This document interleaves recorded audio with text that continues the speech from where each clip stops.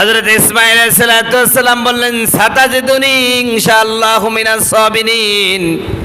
আমার বাবা শুনে রাখেন, আপনি আল্লাহর নির্দেশ পালন করেন, আপনি আমাকে ধৈর্যশীল পাবেন। আপনি আল্লাহর নির্দেশ মান্য করতে গিয়ে কোনো কষ্টের শিকার হবেন না। আপনি যা বলবেন আমি তাই মেনে নিব। বলেন সুবহানাল্লাহ। সম্মানিত ভাইয়েরা আমার, সন্তানকে নিয়ে চলে গেলেন মিনা প্রান্তরে। হযরত ইসমাঈল এই মুহূর্তে যে কথাগুলো বলেছেন গোটা পৃথিবীর মানুষের বিবেককে জাগ্রত করে দেবে। ইসমাঈল আলাইহিস সালাম বলছেন, বাবা গো, মৃত্যু বড় ভয়ঙ্কর, এর চেয়ে বড় কঠিন কিছু না।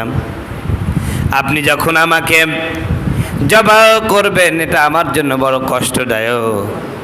আমার বাবা শোনেন, ছুরিটা সুন্দর করে ধারালো করে নেবেন যাতে বেশি সময় না লাগে।